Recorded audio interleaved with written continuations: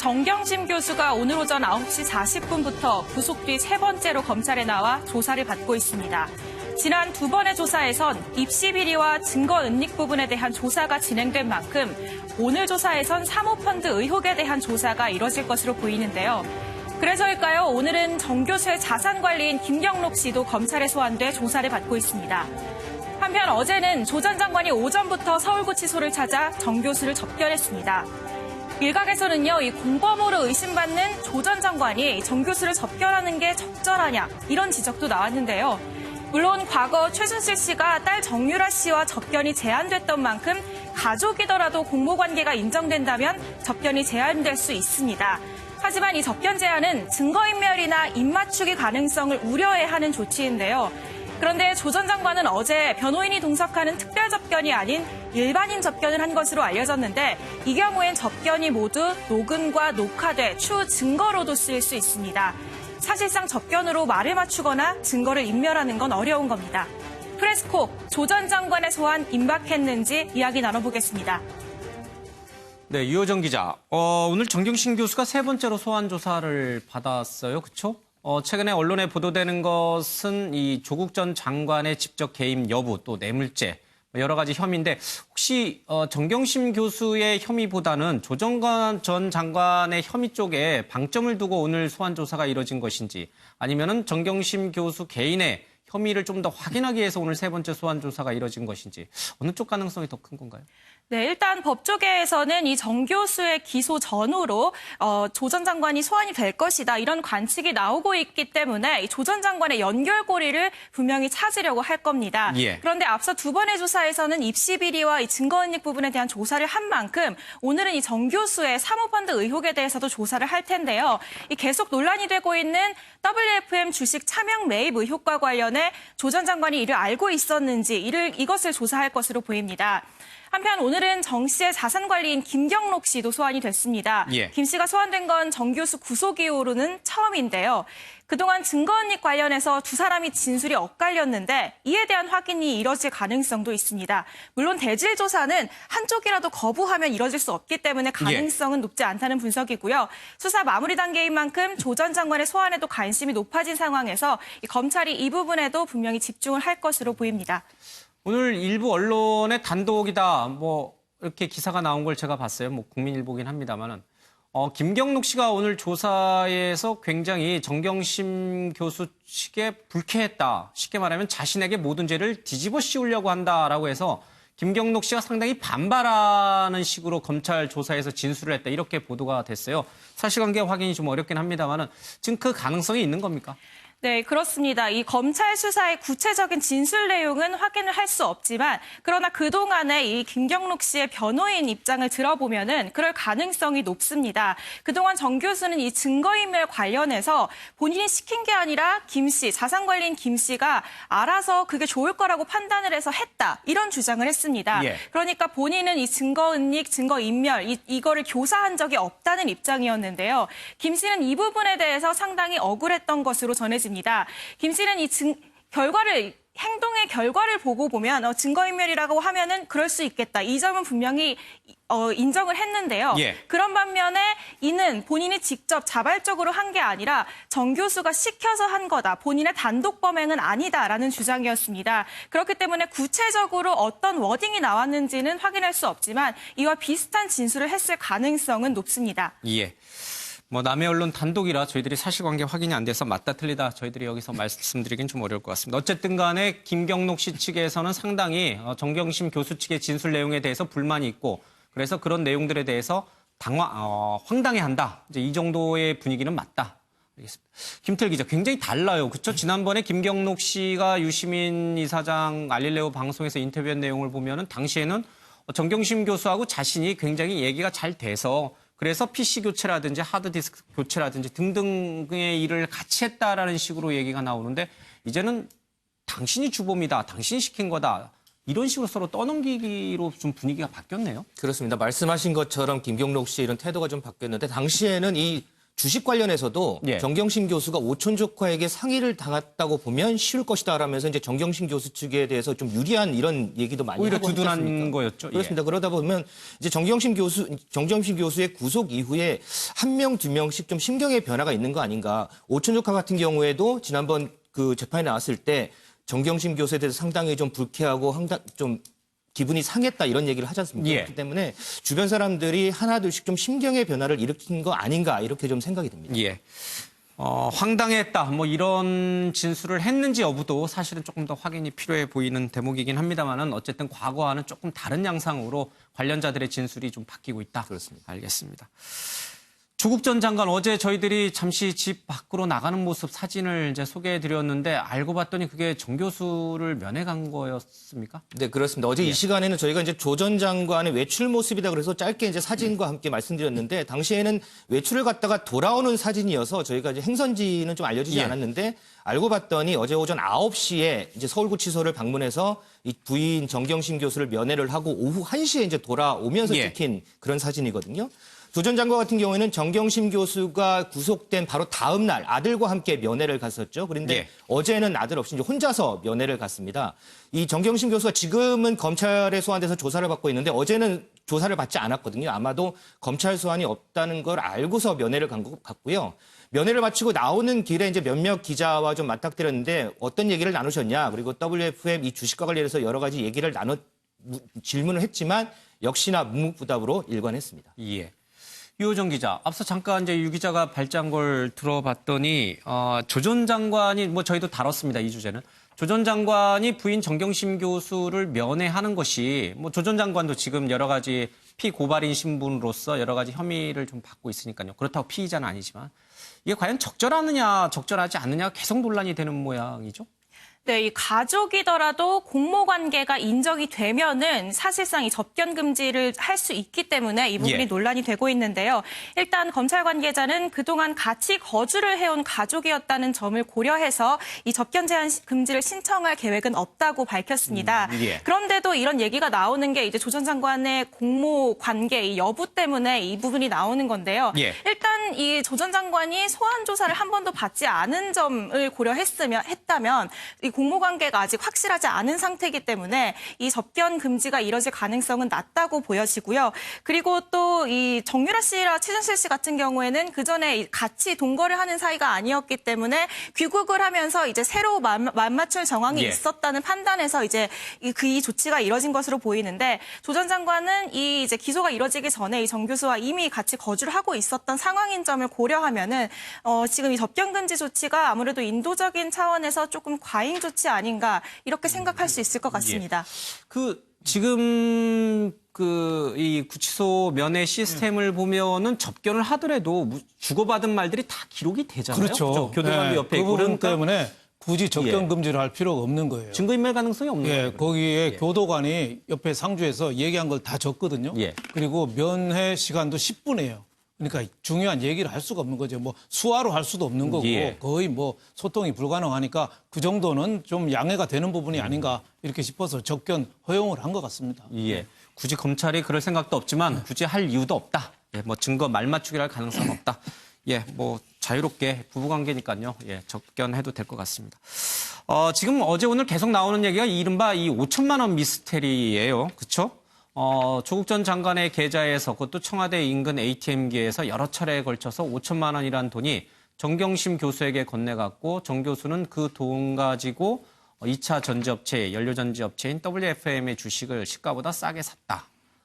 그래서 조국 전 장관이 뇌물 또는 공직자윤리법 위반 뭐 여러 가지 혐의가 있다. 이렇게 지금 스토리가 계속 쏟아지고 있는데 저희들이 어제도 말씀드렸습니다만 이 사실관계 하기가 굉장히 좀 어려워요. 좀 한번 내용을 좀 정리해서 차근차근 좀 풀어갔으면 좋겠습니다. 그렇습니다. 한 번만 더 정리를 해드리자면 이 검찰이 수사 과정에서 지난해 1월 말에 조국 전 장관이 ATM에서 5천만 원을 정경심 교수에게 송금한 것을 확인을 했다. 이런 보도가 나왔습니다. 이와 관련해서 뭐 저희도 검찰 관계자에게 취재를 했지만 현재로서는 확인해드리기 어렵다 이런 답변을 들었고요. 예. 이 금융업계 쪽에 따르면 이런 계좌 입출금 정보에 해당 ATM기의 주소가 나온다고 하는데 지금 이 보도에 따르면 그 주소가 이 청와대 인근으로 나왔기 때문에 검찰도 이 부분에 주목하는 것 같다. 이런 식의 보도가 나오고 있습니다. 예. 이 검찰은 이 시기적으로 봤을 때 이 돈이 정경심 교수가 말씀하신 것처럼 WFM 주식을 사는데 쓰인 것 아니냐 이렇게 의심을 하면서 수사를 진행하는 것으로 알려졌는데요.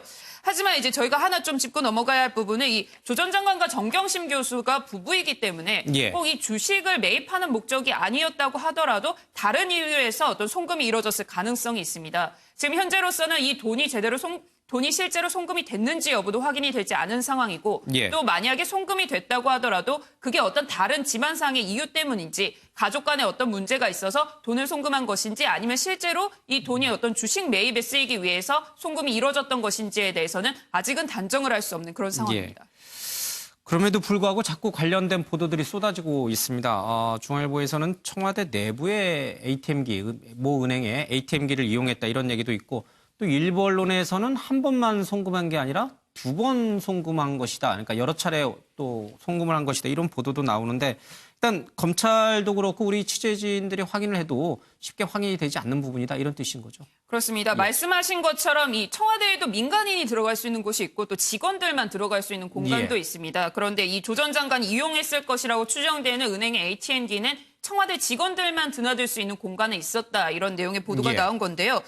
다만 이와 관련해서는 이 검찰 수사가 그만큼 이 조 전 장관을 겨냥하다 보니까 이런 식의 이야기들이 검찰과 뭐 법조계 안팎을 통해서 나오는 것으로 보입니다. 예. 다만 이와 관련해서 조 전 장관 측은 이 송금이 이뤄졌는지조차도 확인이 되지 않았기 때문에 관련 의혹에 대해서 공식적으로 확인해 줄 수 없다라는 입장을 보이고 있습니다. 김태일 기자. 그런데 이 송금이 이뤄졌다라고 지금 추측이 되는 기간이 2018년 1월 정도죠. 그러니까 작년 1월 정도요. 그렇다면 실제로 조국 전 장관의 금융 계좌에서, 은행 계좌에서 내지는 재산 내역에서 2018년 1월 이 송금이 이뤄졌다고 추정되는 이 시기에 그러면 조 전 장관의 재산 내역에 변동이 있는가? 우리가 이제 그걸 좀 한번 들여다볼 필요는 있는 거죠. 그렇습니다. 그래서 이제 민정수석 시절이던 올해 3월에 이제 공직자 재산 공개가 이루어졌는데 이거는 이제 지난해 재산에서 얼마나 증감된 부분이 나오고 있는데 실제로 보면 A은행 예금에서 5,361만 원이 감소한 걸로 나오고 있어요. 근데 이 A은행이 아까 김근희 기자가 얘기한 청와대 내부에 있는 ATM기를 설치해서 운영하고 있는 그 은행하고 똑같은 은행으로 지금 나오거든요. 그래서 검찰이 지금 이 5천만 원이 과연 이제 정경심 교수에게 정말 보내졌는지에 대해서 수사를 하고 있고 또 보내졌다면 정말 이 돈이 WFM 주식을 사는데 이용이 됐는지 아니면 다른 곳에 지금 다른 용도로 사용이 됐는지 이 부분을 확인하고 있는데 이 부분 같은 경우는 아직까지는 좀 정확하게 확인은 되지 않고 있습니다. 예. 사실 공직자의 재산 변동 내역은 관보에 공개가 되기 때문에 그렇습니다. 2018년 1월 당시에 조 전 장관의 돈 은행 계좌에서 5천만 원이 빠져나간 것은 누구나 알 수가 있어요. 그렇죠? 그렇습니다. 아마 일부 언론에서 5천만 원의 돈이 이 무렵에 정경심 교수 계좌로 넘어갔다라고 보도를 쓰면서 아마 유추해낸 부분이 아마 이 부분, 이 관보에 나온 이 재산 변동 내역 때문이 아닌가 싶어요. 5천만 원이라는 돈이 등장한 이유가요. 아마 여러 가지 취재에 의해서 이제 5천만 원이라는 얘기가 나왔는데 가장 설득력이 있는 건 이 관보에 대한 5,361만 원의 이 감소 내역 이 부분이 가장 설득력 있다고 보여집니다. 막말이 아니고요. 죄송합니다. 막말은 아니고요. 막말로 제가 자꾸 입에 담아서 이제 쓰는 게 되는데 정경심 교수에게 보내준 이 5천만 원이라는 돈이 이 WFM 주식이라는 것을 사기 위해서 보내진 게 아니라 예를 들면은 딸이나 아들에게 또는 누구에게 필요한 가족 일부에게 필요해서 보내줬을 가능성도 있는 거 아니에요, 그렇죠? 그렇습니다. 실제로 검찰이 이 부분을 확인해주지 않기 때문에 일단 가능성은 다 열어둘 수가 있는 부분이죠. 5천만 원이 정말 WFM 주식을 사는데 사용이 됐는지 정말 앵커께서 말씀하신 대로 다른 용도로 사용이 됐는지는 아마도 이 조 전 장관이 이제 조사를 받고 나중에 이제 더 취재가 되면 드러나겠지만 지금은 이거나 저거나 어느 정도 가능성은 전부 열려 있는 부분들입니다. 예, 알겠습니다. 간단한 방법은 조국 전 장관이 바로 자신의 이 금융 계좌, 은행 계좌를 투명하게 공개하는 것이다. 누구에게 보냈는지를 드러날 수 있는 계좌를 공개하고 또 누구에게 왜 어떤 목적으로 보냈는지를 밝히는 것이다. 이런 얘기가 나오고 있습니다. 그렇게 되면 가장 명료하게 어떤 목적으로 이 돈이 건너갔는지 또 얼마나 건너갔는지 알 수 있을 텐데 이런 주장을 하는 사람이 전 참여연대 공동집행위원장입니다. 참여연대에서 징계를 받은 분이기도 하고요. 김경률 회계사인데 오늘 한 라디오 방송에서 인터뷰를 했습니다. 잠깐 그 내용 들어보겠습니다. 이게 2018년 1월인데 2017년 말 현재로 조국 전 장관이 이렇게 재산 내역 신고한 것에 따르면 정경심 교수에게는 그 한국투자증권의 예수금 형태로 8억 넘게 있습니다. 배우자에게 이미 뭐 10억 가까이 돈이 있는데 5천만 원을 따로 송금한다는 것은 어떤 목적이 있는 누군가의 돈이 꼬리표를 달고 가지 않았나 이렇게 추정됩니다. 남편분이 ATM기를 통해서 600만 원씩 8번, 200만 원 한 번 이렇게 9번 이렇게 대단히 번잡하게 송금을 해야 되는데 그렇게 급하게 이루어졌어야 할 이유가 뭔지 한번 계좌를 오픈하고 이 5천만 원이 누구의 돈으로 이건 본인의 뭐 급여를 모은 것이다. 본인의 급여를 모아서 배우자께서 급박하게 어떤 쓸 돈이 있어서 송금한 것이다. 이렇게 소명하면 될 일인데 조금 너무 어려운 길을 가고 계신 거 아닌가. 네, 김경률 전 참여연대 공동집행위원장의 얘기를 좀 들어봤습니다. 뭐 이분의 얘기가 모두 맞다고는 할 수는 없는데요. 하여튼 이분이 지금 가정을 여러 개 전제를 해서 지금 말하고 있습니다. 요정 기자, 정말 이 김경률 회계사의 주장이 사실이라는 걸 전제로 정경심 교수에게도 이미 충분히 많은 돈이 있는데 굳이 남편의 계좌에서 5천만 원을 송금받을 이유가 있었을까? 이런 주장에 대해서 합리적이고 좀 논리적으로 좀 풀어낸다면 어떻게 풀어낼 수가 있습니까? 네, 방금 들으셨다시피 김경률 회계사는 이 송금된 돈의 목적이 무엇인지를 의심하는 이 근거로 이미 정 교수에게 큰 돈이 있었다는 점을 들었습니다. 이미 정 교수가 10억 가까이 돈이 있는데 5천만 원을 굳이 따로 송금하는 건 어떤 목적이 있는 누군가의 돈이 간 게 아니겠느냐 이런 해석을 내놓은 건데요. 일단 정 교수에게 돈이 있었다는 건 추측이 아니라 공개된 내용입니다. 정 교수가 송금을 한 게 2008년 1월쯤으로 알려졌는데 조 전 장관이 법무장관 후보자일 때 청문회를 위해 국회에 재산 내역을 제출했습니다. 여기에 2017년 말 정 교수 투자증권에 예수금 형태로 13억 4천여만 원이 있던 상황이었습니다. 근데 하지만 조 전 장관이 직접 이 돈에 대한 구체적인 입장을 밝힌 적은 없습니다. 게다가 이 청문회에서 이 펀드 관련 문제가 이제 제기가 되자 이게 문제가 되고 법적으로 위법하다는 걸 알았으면은 이 재산 내역 공개할 때 청문회에다 국회에다 이 자료를 제출했겠느냐 이런 주장을 하기도 했거든요. 그런데다가 이제 남편 두 사람은 부부이기 때문에 어떤 개인적인 이유로 돈을 보냈을 가능성도 배제할 수 없는 겁니다. 그래서 이제 이 부분도 이제 검찰 역시도 이 조 전 장관이 직접 보낸 게 맞는지, 만약에 직접 보냈다면 누구의 돈인지, 그렇게 보냈다면 어떤 목적이었는지 규명을 하고 있는 것으로 보이고요. 네, 이 부분에 대한 거는 수사 상황과 저희도 조 전 장관의 입장을 이제 최대한 직접 취재해 보도록 하겠습니다. 자, 김경률 회계사는 여러 차례 조국 사태 당시에 조국 전 장관을 굉장히 비판하던 쪽에 섰던 인물이죠. 그래서 여러 가지 의혹들을 좀 제기하고 있는 상황입니다. 그 의혹 가운데 또 하나는 이 5천만 원을 쪼개기로 보냈다라면서요. 그 수법. 또 이렇게 김경률 회계사가 얘기를 좀 했죠. 좀 복잡해요. 네, 그렇습니다. 이 ATM 기계로 600만 원씩 8번, 200만 원 1번 이렇게 총 9번을 송금해야 되는데 그렇게 번잡하게 급하게 송금한 이유가 뭔지 의문이 든다고 밝혔는데요.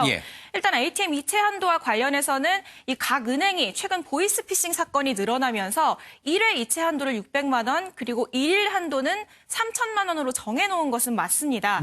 그런데 은행 관계자는 사전에 이제 한도 상향을 신청을 하면 그 이상의 송금도 가능하다고 밝혔는데요. 그러니까 이 회계사의 말 그대로 번잡하게 보냈는지 아니면 뭐 한도 상향을 요청해서 그거대로 보냈는지 만약 했다면 그렇게 해야 됐던 이유가 무엇이었는지 이 부분도 이제 조사가 이뤄질 것으로 보입니다. 그러니까 ATM기로 5천만 원을 보내는 게 아예 불가능하지는 않다. 네, 한 현재 번에 금융 보내는 시스템상. 것도 가능하다라는 입장입니다. 지금 유호정 기자가 이제 퀘스천 의문을 던졌는데 왜 이렇게 복잡하게 그러면 그냥 인터넷 뱅킹하면 되거든요. 쉽게. 굳이 뭐 모르겠어요. 조국 교수가 인터넷 뱅킹을 잘 할 수 있는 인물인지 아닌지는 제가 잘 모르겠습니다만. 이렇게 보낸 이유가 무엇일까? 그렇다면 이렇게 돈을 보내고 난 전후로 지금 세간의 추측대로 일부 언론의 보도대로 WFM 주식을 정 교수가 사는데 이 돈이 들어갔다면 그렇다면 주식의 어떤 주가의 변동은 그러면 그 당시에 있었던 것인가? 여러 가지 정황들 한번 또 꿰맞춰 볼 필요는 있는 거 아니에요? 그렇습니다. 일단 그 김경률 회계사 같은 경우에는 이렇게 복잡하게 보냈다는 것 자체가 뭔가 급박한 이유가 있으니까 보냈던 것 아니냐라고 하면서 그 부분을 좀 따져봐야 한다 이렇게 주장을 하는 거고요. 말씀하신 것처럼 이 송금을 한 시점이 지금 작년 1월로 알려졌는데 이 1월 31일에 이 WFM이 그 2차 전지 그 공장을 지을 땅과 또 건물을 확보했다는 저희가 이른바 이 호재성 공시가 이루어지게 됩니다. 그러면서 이 검찰은 이 정경심 교수가 미공개 정보를 이용해서 당시 이 주식을 차명으로 사들여서 이득을 봤다. 이런 관점에서 접근하면서 수사를 벌이는 건데요. 현재 이 정경심 교수 측에서는 다만 이 혐의의 어떤 전제부터를 지금 반박하고 있는 상황입니다. 우선은 가장 기본적으로 정경심 교수 측에서는 이 WFM의 12만 주는 동생이 산 것이다. 그러니까 애초에 검찰을 전제하고 있는 차명으로 주식을 사들였다는 의혹 자체에 대해서 일단 부인을 하면서 이것은 동생에게 돈만 빌려준 것이다. 이런 입장을 보이고 있고요. 또 하나는 이 호재성 공시가 이루어지기 전에 2017년에 이 기계 설비 장치가 투자가 된다라는 내용이 공시가 됐다고 합니다. 그래서 일각에서는 과연 이 1월 31일에 이 공장을 지을 땅과 건물을 확보했다는 내용도 미공개 정보로 볼 수 있느냐. 이 부분에 대해서는 향후 법정에서 또 따져봐야 한다. 이렇게 반박하는 주장도 있습니다. 지금 이 미공개 정보를 이용해서 그러니까 호재성 공시를 통해서 WFM 주식이 올라요. 주가가 올라요. 그래서 조국 전 장관 측에서 얻는 경제적 이득, 주가 차익, 시세 차익이 고작 1억 2천만 원, 2억 정도 된다. 그러면 이 돈 1억에서 2억 정도 되는 시세 차익을 위해서 조국 전 장관이 5천만 원이라는 돈을 ATM기에서 급하게 여러 차례에 걸쳐서 보냈다. 지금 이렇게 되는 거 아니에요?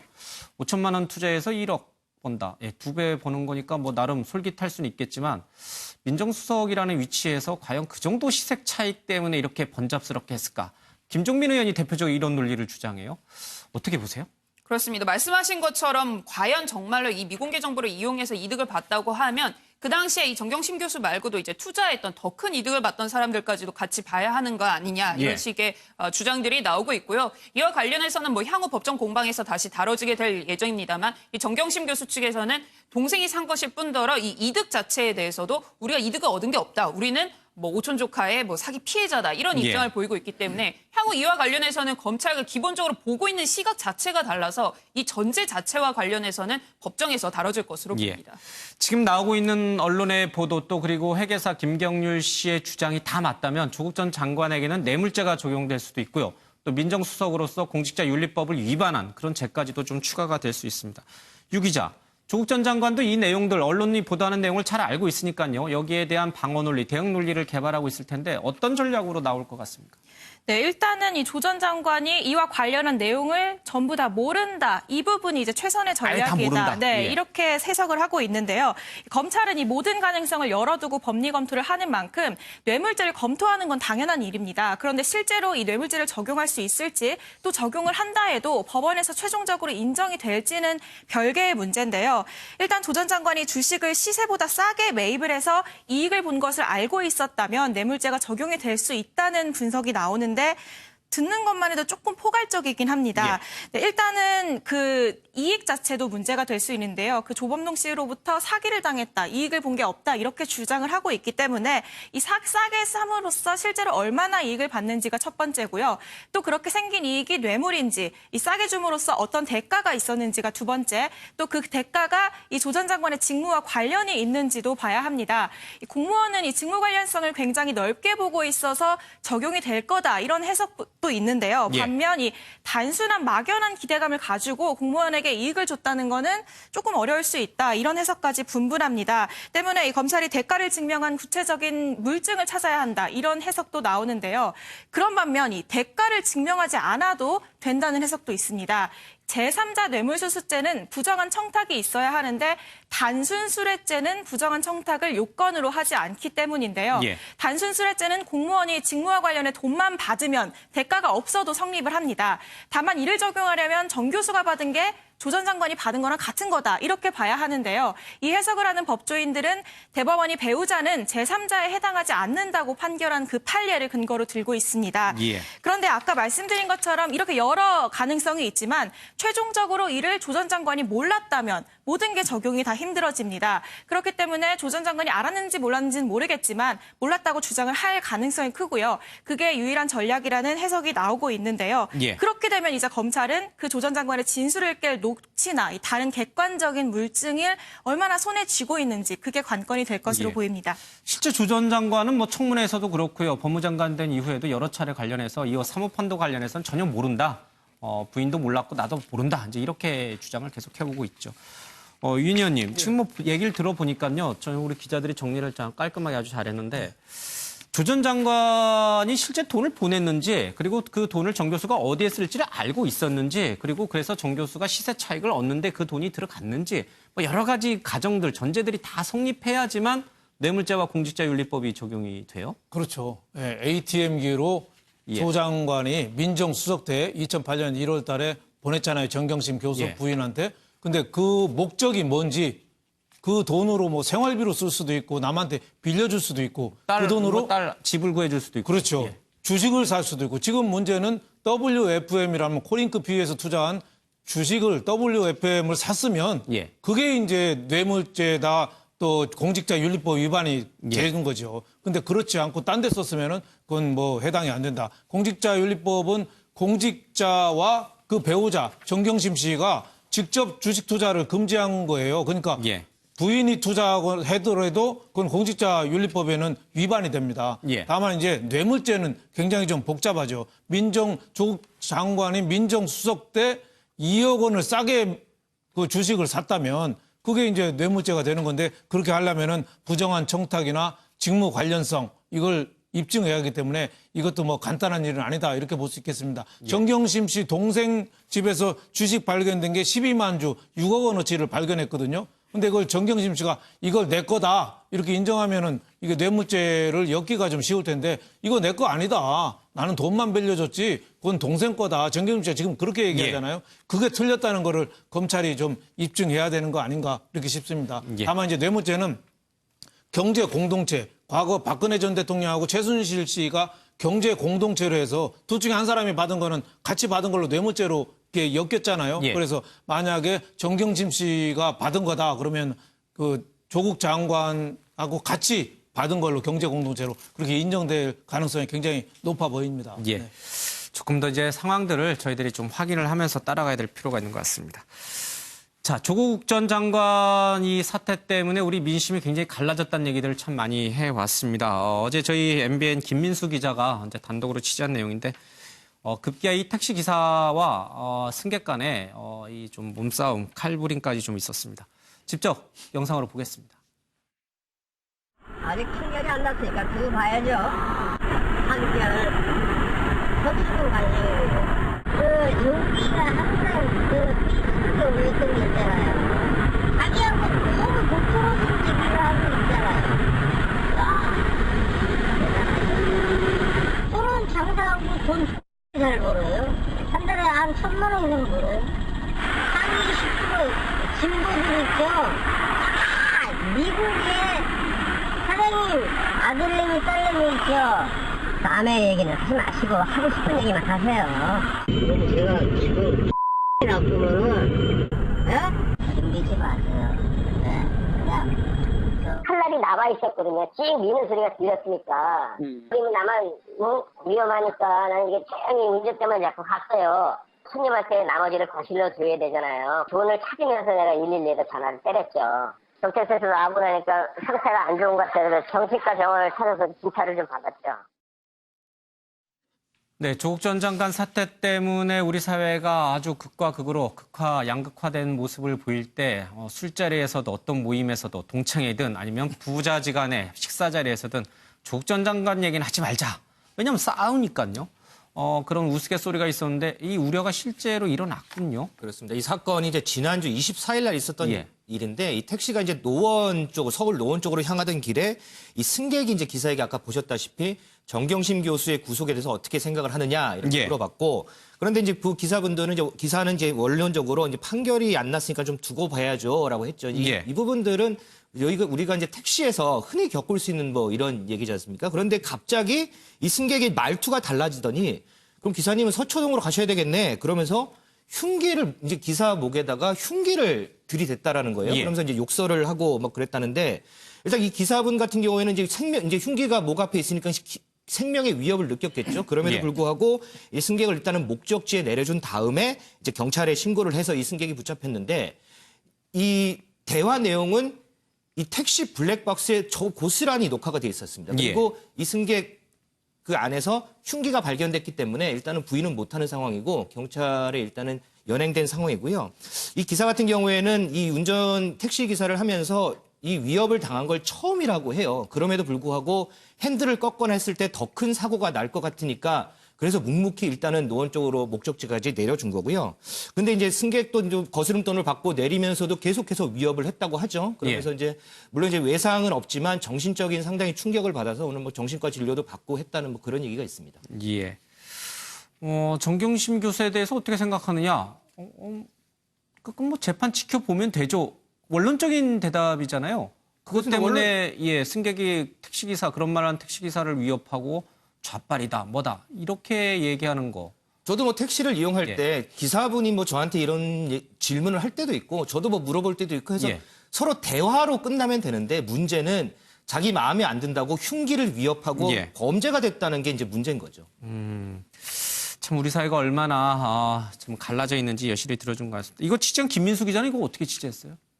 김민수 기자도 뭐 제보를 받아서 취재를 했는데 이 택시 기사를 처음에는 몰랐다고 해요. 근데 이 택시 기사의 인터뷰를 따기 위해서 이 서울시내 126개, 126개 택시 회사에다 전부 전화를 해서 이런 기사가 있느냐? 찾아냈다고 합니다. 이 택시 운전사 기사를 찾아냈냐? 알겠습니다. 윤 의원님, 참 우리 사회 너무 많이 갈라져 있어요. 과연 이제 통합을 할 수 있을 것인지 그 통합의 책임은 그러면 대통령에게만 있는 것인지 좀 묻지 않을 수가 있어요. 물론 여당과 대통령이 무한 책임이 있으니까 당연히 큰 몫을 해야겠습니다만은 이 정도 되면은 이게 사실 심각한 수위 아닌가요? 우리 이번에 조국 사태로 나라가 거의 국론이 두동강 났거든요. 저희 뭐 동창회에 있는 카톡도 그냥 두동강이 났어요. 각자 조국 놓고 그냥 찬 반이 갈라져가지고 따로 그냥 카톡 내에서도 살림을 차릴 정도였는데 저는 대통령이 모든 책임이 다 있는 건 아니지만 대통령 책임이 제일 크다 이렇게 봅니다. 그 조국 장관 임명하면서 35일 만에 사퇴했는데 거기에 대한 그 반성이나 좀 용서를 구하는 게 조금 더 좀 강해야 되지 않느냐. 그리고 언론하고 검찰을 좀 탓하는 쪽으로 좀 돌아섰거든요. 그래서 이 하반기 국정 운영 방향을 3가지 했는데 그중에 진정한 그 소통, 정성을 다하는 소통을 청와대에서 내세웠어요. 그래서 조금 더 좀 대화에 좀 많이 좀 나서야 되는 거 아니냐. 요전에 국회 시정연설 대통령이 갔는데 이주영 국회 부의장이 야당과 대화에 나서라. 그러니까 문 대통령이 맨날 허구한 날 욕하고 비판만 하는데 뭐 이런 식으로 말글을 흐렸거든요. 그러니까 여당, 야당이 지금 서로 상종을 안 할 정도로 지금 극과 극이에요. 그러니까 엊그저께 이인영 더불어민주당 원내대표 할 때 얘기할 때 보면 답답했어요. 경제가 좋다고 안보 걱정 없다고 답답했는데 오늘 나경원 원내대표 국회 연설하는 거 그건 또 안타깝더라고요. 하나의 대안은 없이 그냥 여태까지 얘기한 거 상대방 비난만 하는 거예요. 그러니까 상대방이 바뀌라고 하는 거는 그건 기득권이고 내가 바뀌는 건 혁신이고 쇄신이거든요. 그래서 우리가 로마가 그때 카이사르 때 그 클레멘티아라고 그랬잖아요. 관용. 상대방에 대한 좀 관용, 좀 넓은 마음으로 좀 상대방을 이해하는 게 중요하다. 그리고 정치권도 이제 착각하지 말아야 돼요. 광화문에 있는 건 자유한국당 편이고 서초동에 있는 건 더불어민주당 편. 그거 아닙니다. 나라 걱정해서 좀 잘 되라고 나간 거지. 그거 아닌데 정치권은 아전인수격으로 걱정해서 나간 사람을 자기 편이라고 생각해요. 좀 정치권이 빨리 저는 자제해야 되고 빨리 좀 마음을 고쳐먹고 국민과 화합을 해서 좀 더 나서야 된다고 봅니다. 바뀌지 않으면 국민이 나서야죠. 내년 4월 총선에서. 제대로 보여줘야죠. 그렇죠. 예. 국민이 나서야 되고 정당을 통해서 빨리 좀 해야지. 예. 그 광장으로만 나가면 나라가 갈수록 혼란스러워지잖아요. 네. 알겠습니다.